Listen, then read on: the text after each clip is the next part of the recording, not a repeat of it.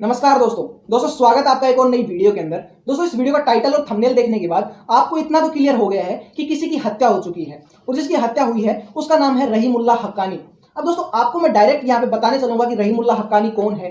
अगर मैं आपको डायरेक्ट बताऊं कि रहीमुल्लाह हक्कानी हक्कानी ग्रुप का एक लीडर है और वो सिराजुद्दीन हक्कानी का जो टीचर है, तो आप लोगों को इतना सब कुछ समझ में नहीं आएगा। इसलिए मैं आपको कुछ यहाँ पे बेसिक सी इन्फॉर्मेशन देना चाहूंगा जिसकी वजह से आगे जो मैं बताऊं वो आप लोगों को सही ढंग से समझ में आए। तो दोस्तों आप लोगों को मैं जो चीजें बताऊं उससे पहले मैं आपसे क्वेश्चन पूछना चाहूंगा। अगर उस क्वेश्चन का आंसर आप सही से करते हो ना तो इस वीडियो के अंदर आपको एंड तक सब कुछ समझ में आएगा और इजी स्टेप बाय स्टेप आपको सब कुछ समझ में आओगे। तो सबसे पहले जो मेरा क्वेश्चन है वो सिर्फ सीधा से क्वेश्चन इतना सा है कि मौर्य साम्राज्य की स्थापना किसने की थी। इसके अंदर कई लोगों का यहाँ पे आंसर आएगा कि मौर्य साम्राज्य की स्थापना यहाँ पे चंद्रगुप्त मौर्य ने की थी, जो कि मैं खुद भी ये यहाँ पे मानता हूं कि मौर्य साम्राज्य की स्थापना चंद्रगुप्त मौर्य ने की थी। लेकिन दोस्तों क्या वाकई चंद्रगुप्त मौर्य ने यहाँ पे मौर्य साम्राज्य की स्थापना की थी?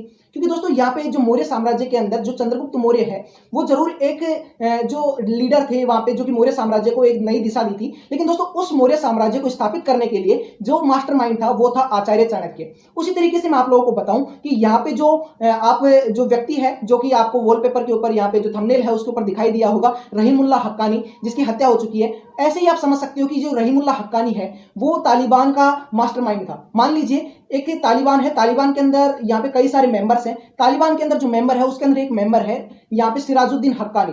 सिराजुद्दीन हक्कानी कौन है? सिराजुद्दीन हक्कानी एक यहाँ पे आतंकवादी है जो कि फिलहाल यहाँ पे तालिबान सरकार के अंदर एक मंत्रिमंडल के अंदर काम कर रहा है। अब दोस्तों ये क्या है, जो सिराजुद्दीन हक्कानी है उसका गुरु है यहाँ पे रहीमुल्लाह हक्कानी। अब आप यहाँ पे कंफ्यूज हो जाओगे क्या यार रहीमुल्लाह हक्कानी क्या सिराजुद्दीन हक्कानी, तो आपको मैं यहाँ पे क्लियर एक चीज बताने वाला हूँ कि दोस्तों एक आतंकवादी संगठन है तालिबान, जो कि अभी फिलहाल अफगानिस्तान के अंदर खुद की सरकार चला रहे हैं, जो कि पुरानी वाली सरकार को यहाँ पे हटा चुका है। उस तालिबान ग्रुप का जो मास्टरमाइंड आप बोल सकते हो वो था रहीमुल्लाह हक्कानी। अब आपको इतना तो क्लियर हो गया होगा कि तालिबान ग्रुप का जो लीडर है, जो मास्टरमाइंड है, जो कि तालिबान को अफगानिस्तान के अंदर एस्टेब्लिश किया है, वो था रहीमुल्लाह हक्कानी, जो कि तालिबान को ज्ञान देता था। अब आपको समझ में आया होगा। अभी दोस्तों इस चीज को मैं आपको क्लियर करने से पहले कुछ बातें बताना यहाँ पे जरूरी समझता हूँ। दोस्तों जब से तालिबान यहाँ पे अफगानिस्तान के अंदर नहीं था, मतलब जो पिछली वाली सरकार थी अफगानिस्तान के अंदर, वो एक लिबरल सरकार थी जो कि बाहर से इन्वेस्टमेंट्स ला रही थी, अपने देश के अंदर लिबरलाइजेशन कर रही थी, यानी कि अपने देश के अंदर यहाँ पे लिटरेसी रेट बढ़ा रही थी, वुमेन्स को यहाँ पे, लड़कियों को यहाँ पे शिक्षा दे रही थी। लेकिन जब से तालिबान सरकार है वो तालिबान सरकार बोल रही है कि हम बिल्कुल यहाँ पे कट्टर मुसलमान हैं, हम कट्टर इस्लामिक हैं, जो कि हमारे इस्लाम के अंदर बोला गया है। अब पता नहीं उनका इस्लाम कौन सा है, वो बोल रहे हैं कि हमारे इस्लाम में बोला गया है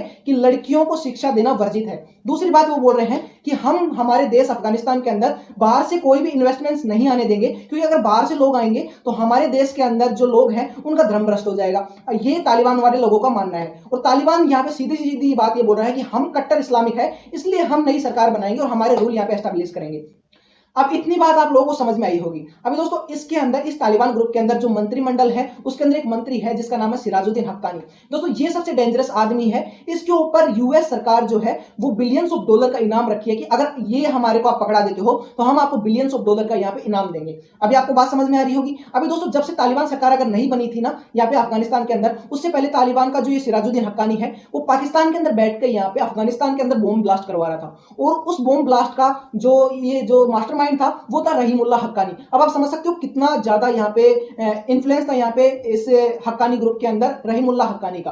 अब बात यहाँ पे आगे हम करते हैं, उसके अंदर आपके अगली वाली बात के अंदर आपको एक चीज यहाँ पे और नोटिस करनी पड़ेगी। जो रहीमुल्लाह हक्कानी था दोस्तों, वो रहीमुल्लाह हक्कानी सिर्फ हक्कानी ग्रुप का ही यहाँ पे वो नहीं था, जो ये सिराजुद्दीन हक्कानी है उसके पापा यानी कि जलालुद्दीन हक्कानी उसका भी गुरु था। अब आप समझ सकते हो कितना पहले का बैकग्राउंड है इसका। अब बात यहाँ पे सिर्फ इतनी सी नहीं होती कि यहाँ पे हक्कानी ग्रुप का ये जो मास्टरमाइंड है रहीमुल्लाह हक्कानी, इसकी हत्या हो गई है। हत्या हो गई है कोई बात नहीं, अभी बात यहाँ पे सीधी सीधी इतनी आ रही है क्योंकि अभी क्या है, हक्कानी ग्रुप की इतनी जो ये महत्वपूर्ण यहाँ पे आदमी है इसकी हत्या की किसने है, यहाँ पे पॉइंट यहाँ पे आ रहा है। तो यहाँ पे किसी और ने नहीं की, ना अमेरिका ने की, ना इंडिया ने की, ना किसी दूसरे यहाँ पे देश ने इस रहीमुल्लाह हक्कानी की हत्या की है। इसकी जो हत्या की है वो की है आईसिस ने।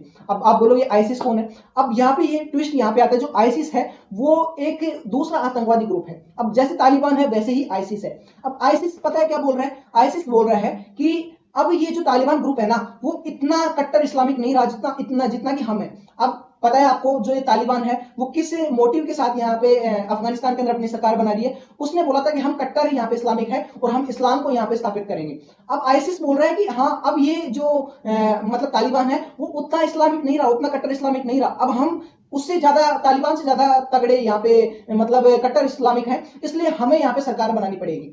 अभी उनका ही कहने का क्या मतलब था, क्योंकि रहीमुल्ला हक्कानी जो थे वो क्या बोल रहे थे कि महिलाओं को हम शिक्षा देना स्टार्ट करेंगे। जैसे ही उन्होंने स्टेटमेंट दिया वैसे ही यहाँ पे आईसिस ने उसको मरवा दिया। अब मरवाया कैसे दोस्तों, इससे पहले भी 2 बार यहाँ पे रहीमुल्ला हक्कानी के ऊपर यहाँ पे हमले हुए हैं, लेकिन दोनों हमलों के अंदर वो बच गया। अभी क्या है कि यहाँ पे जो आतंकवादी होते हैं ना, उनके अंदर किसी को यहाँ पे इतना डर नहीं होता है, इसलिए क्या किया गया है, आईसिस वालों ने क्या किया, एक हैंडीकैप जिसका मतलब पैर नहीं था, दिव्यांग व्यक्ति, उसको यहाँ पे एक, जहां पे रहीमुल्ला हक्कानी जिस नमाज पढ़ रहा था, जहां पे नमाज पढ़ रहा था, वहां पे उस हैंडीकैप व्यक्ति को भेजा गया। तो जो दिव्यांग व्यक्ति है उसकी प्लास्टिक की टांग थी जिसके अंदर गोला बारूद भरा गया है, और उसको भेजा गया है एक जिहाद करने के लिए। बोला गया कि आप जाइए वहां पे रहीमुल्ला हक्कानी के पास और फट जाइए। जैसे वो गया वहां पे रहीमुल्ला के पास गया, तो रहीमुल्ला और वो दोनों फट गए, और इसी की तरह वहां पे दोनों की एक साथ मृत्यु हो गई है। अब इसका डायरेक्ट आईसिस ने यहाँ पे बोला है कि हमने रहीमुल्ला हक्कानी को मरवा दिया है, क्योंकि तालिबान के पास अब इतनी शक्ति नहीं है कि वो अफगानिस्तान की सरकार संभाल सके, क्योंकि अब हम यहाँ पे अफगानिस्तान की सरकार संभालेंगे। अभी दोस्तों आप यहाँ पे आईसिस का थोड़ा सा अगर ध्यान आ रहा हो तो थोड़े दिन पहले यहाँ पे पाकिस्तान के अंदर एक गुरुद्वारे के अंदर यहाँ पे एक बॉम्ब ब्लास्ट हुआ था, जिसके अंदर बहुत से सिख लोग मर गए थे, जिसके अंदर आईसिस ने बोला था। अभी थोड़े दिन पहले जो नुपुर शर्मा वाला केस यहाँ पे ओपन हुआ था, जिसके अंदर नुपुर शर्मा का यहाँ पे केस चल रहा था इंडिया के अंदर, उसी के अंदर बोला गया था, आईसिस बोल रहा था कि हमारे इस्लाम को यहाँ पे ठेस पहुंचाया गया है, इसकी वजह से हम सिख लोगों को, क्योंकि इंडिया के अंदर सिख लोग बहुत हैं, तो वो बोल रहे हैं कि हम इस्लामिक हैं, इसलिए सिख लोगों को टारगेट किए हैं। और उन्होंने क्या किया कि पाकिस्तान के अंदर एक गुरुद्वारे के अंदर ब्लास्ट कर दिया, जिसके अंदर बहुत से सिख लोग मारे गए हैं। उसको करवाने के लिए भी आईसिस ही जिम्मेदार था। तो आपको समझ में आ रहा होगा कि ये रहीमुल्ला हक्कानी कौन था। अगर ये ना होता तो पाकिस्तान और अफगानिस्तान के अंदर ये अभी तक पलट नहीं हो रहा होता, और अफगानिस्तान भी फिलहाल एक कोई अच्छे मुकाम पे होता। तो आप लोगों को इतना सब कुछ क्लियर हो रहा होगा। तो दोस्तों आज की वीडियो को मुझे लगता है कि आपको समझ में आई होगी। अगर आपको कोई भी डाउट है तो आप कमेंट सेक्शन के अंदर पूछ सकते हैं, आपको रिप्लाई करने का पूरा यहाँ पे कोशिश करूंगा। आज की वीडियो के अंदर इतना ही, मिलते हैं अगली वीडियो के अंदर, तब तक के लिए जय हिंद, जय भारत।